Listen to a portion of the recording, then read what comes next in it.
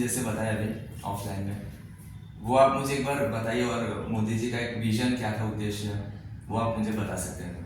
मोदी जी ने 10 साल पहले जो बेटियों के लिए एजुकेशन में जो रेवोल्यूशन किया या प्रोजेक्ट दिया, उसमें मैं कहना चाहता हूँ कि बहुत ही एक अच्छा प्रोजेक्ट। और मेरा अपना एक एक्सपीरियंस में कहूँ कि जब मैं टीचर था तो सोशल साइंस में पढ़ाता था।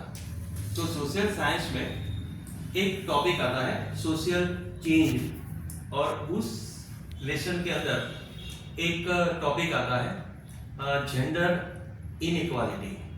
तो ये जो समाज में जितने भी क्राइम बढ़ रहे हैं, तो उसके बहुत सारे रीजंस हैं। उसमें से एक रीजन ये है कि हमारे समाज में जेंडर इक्वल नहीं है।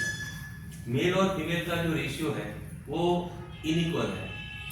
तो नरेंद्र मोदी ने सबसे पहला यही काम किया कि ये जो कानून था, जो पहले क्या होता था कि बेटी को भ्रूण हत्या होती थी, वो भ्रूण हत्या बंद करवाई, तो इक्वल हो गए हमारी जो जेंडर थी।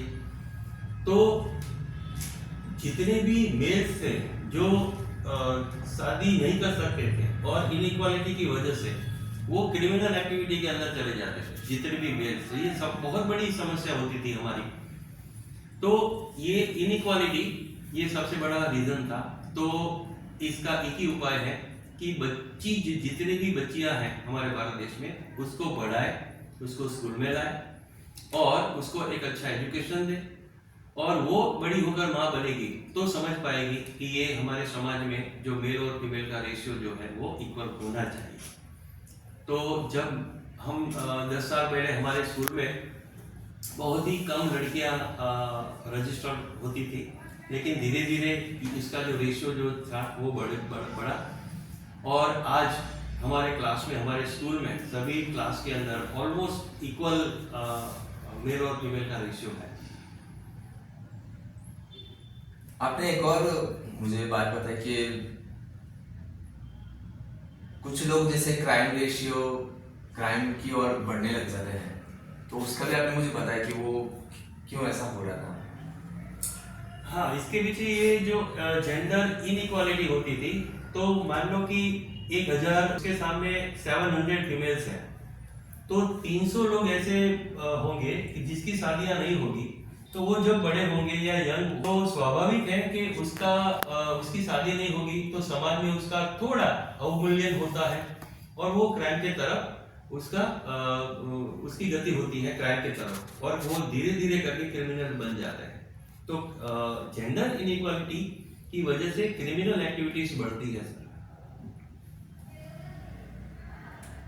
एक दूसरा जैसे वो एबॉर्शन का आपने मुझे बताया कि गवर्नमेंट ने ये पता किया कि मतलब बच्चों की संख्या क्यों कम हो रही है या फिर डर क्यों है, तो वो एबॉर्शन का उसमें विषय आ रहा था बीच में, वो आप क्या बता सकते हैं? हाँ, पहले के समय में लोग ऐसा मानते थे कि बेटी जो है वो बोझ है, तो बेटी को पैदा ही नहीं करते थे, कूप के अंदर मार देते थे। तो लेकिन सरकार ने कानून बनाया कि कोई भी डॉक्टर परीक्षण नहीं कर सकता कि कोई बच्चे माँ के पेट में बेटी पैदा हो रही है या बेटा। तो उसकी वजह से जो इनइक्वालिटी थी वो धीरे धीरे इक्वल हो गई, और जितने मेल्स हैं उतनी फीमेल्स यहाँ पे समाज में हो गई। तो ये बहुत ही अच्छा कानून बनाया भारत सरकार ने कि भ्रूण हत्या उससे बिल्कुल खत्म हो गई। फिर उसके ऊपर कुछ एक्शन भी लिया जाता था, कुछ डॉक्टर्स अगर ऐसा कुछ कर रहे हैं। हाँ, वो बिल्कुल। हाँ, उसको उसमें आपको हमको ना ये विषय से जोड़ के आपको बोलना पड़ेगा कि मतलब उस समय मोदी जी जब प्रधानमंत्री थे तो उन्होंने कमेटी बिठाई थी इसके लिए। हाँ, वो आप मुझे थोड़ा बताइए। हाँ, जब ये कानून आया तो मोदी जी ने एक कमेटी बनाई थी, और हर एक डॉक्टर के क्लिनिक में एक बोर्ड लगा दिया जाता था कंपलसरी, और यहाँ उसमें लिखा जाता था कि यहाँ पे भ्रूण परीक्षण करना मना है। और फिर भी लोग भ्रूण परीक्षण करते थे, और बहुत सारे ऐसे केसेस आते थे समाज में कि कोई डॉक्टर पकड़ा गया, कोई व्यक्ति पकड़ा गया कि भ्रूण उसने चेक करवाया तो उसको जेल की सजा होती थी। तो धीरे धीरे लोगों के अंदर एक अवेयरनेस भी आई,